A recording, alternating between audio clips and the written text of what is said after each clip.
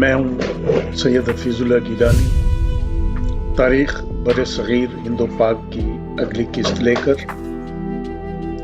ہم نے اپنی پچھلی قسط میں جین مذہب اور اس کے بانی مہاویر کا تذکرہ کیا تھا۔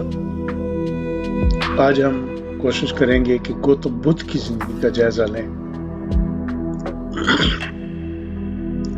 گوتم بدھ کا اصل نام سدھارتھ تھا، یہاں کے راجا سدھودن کا بیٹا تھا۔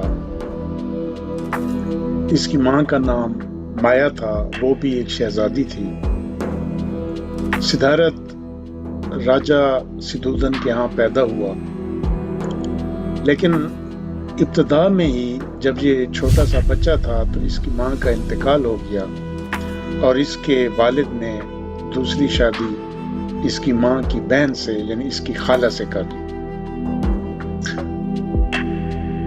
اب یہ بچہ اپنے باپ اور اپنی سوتیلی ماں پرجاپتی گوتمی کے ساتھ رہنے لگا۔ انہوں نے اس کی نہایت ناز و نیم میں پرورش کی۔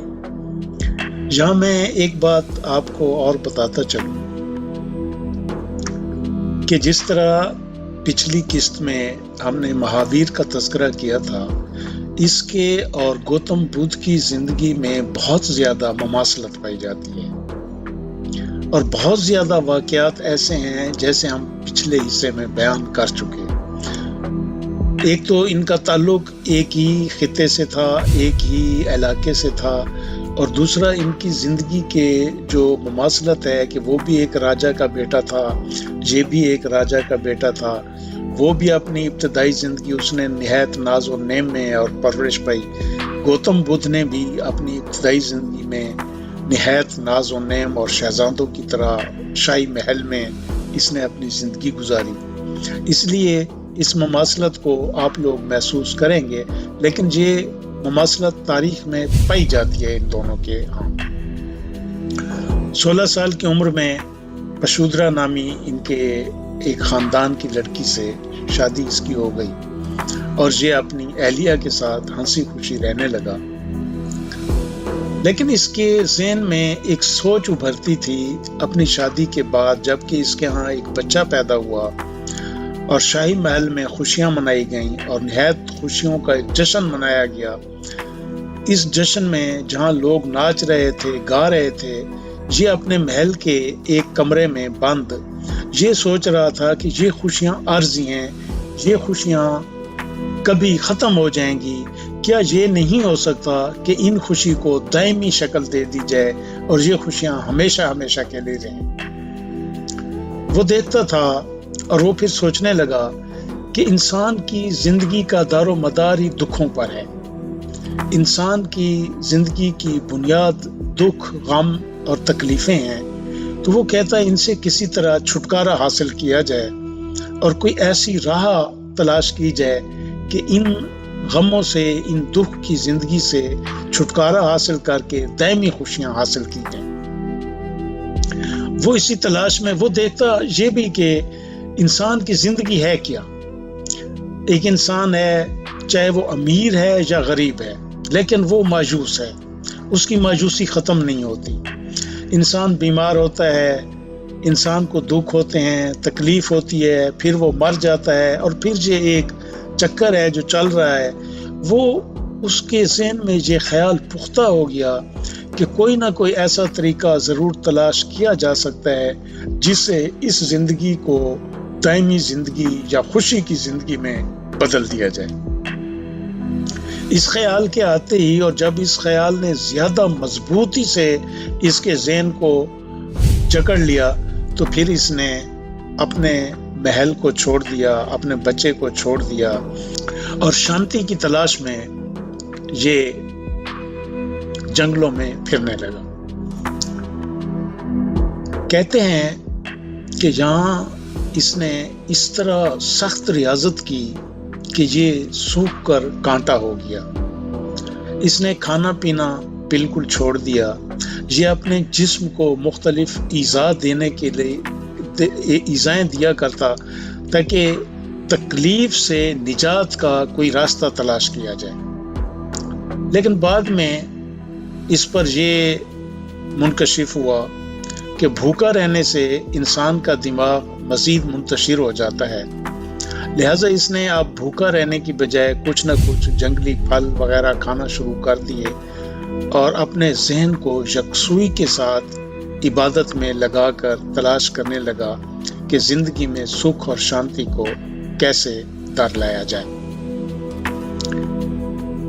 ایک دن جبکہ یہ 35 برس تک جنگلوں میں گھومتا رہا تو یہ ایک پیپل کے بہت بڑے درخت کے نیچے بیٹھا ہوا تھا کہ اس نے دیکھا پیپل کے پتے ایک دوسرے سے ٹکرا رہے ہیں، اور ٹکرانے سے جب ہوا چلتی ہے اور پتوں کے ٹکرانے سے جو کمزور پتے ہوتے ہیں وہ ٹوٹ کر نیچے گر جاتے ہیں۔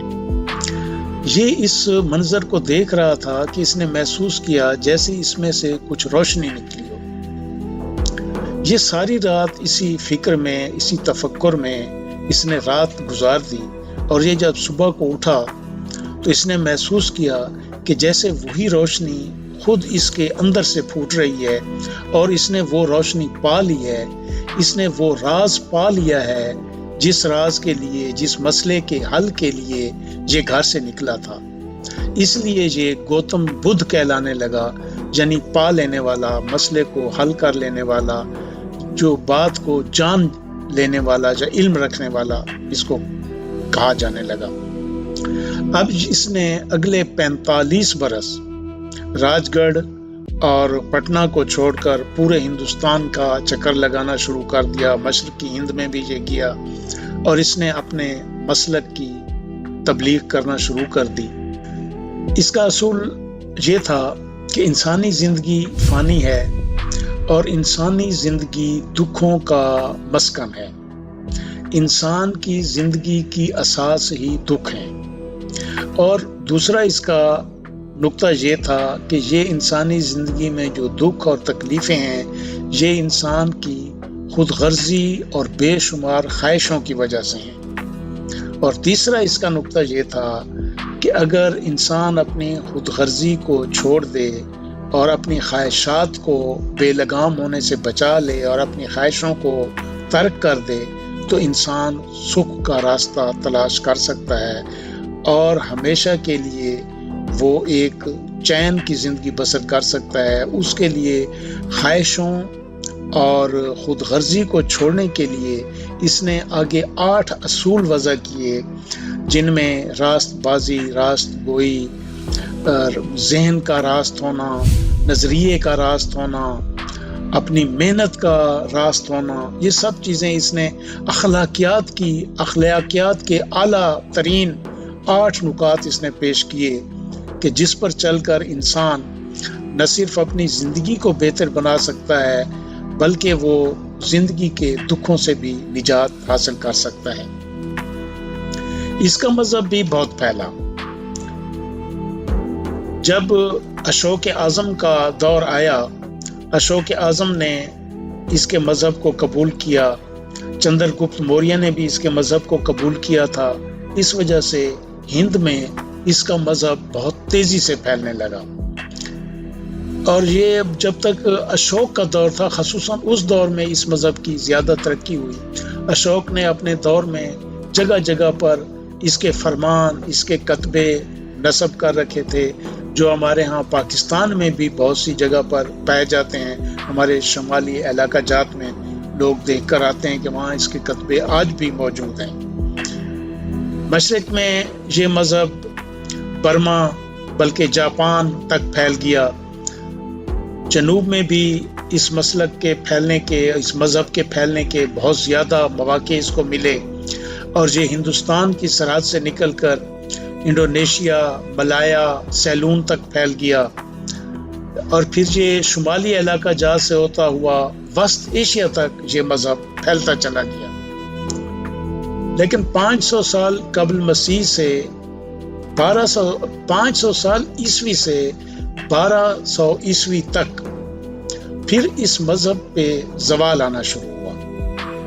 اس کی بہت سی وجوہات ہیں، وہ ہم آگے چل کر کسی نشست میں بیان کریں گے، کیونکہ حملہ آوروں کے آنے سے جہاں دوسرے سیاسی اثر انداز ہوتے ہیں سیاست پر اور ملک کے نظام اور انتظام پر، تو وہاں مذہب بھی ضرور متاثر ہوتا ہے۔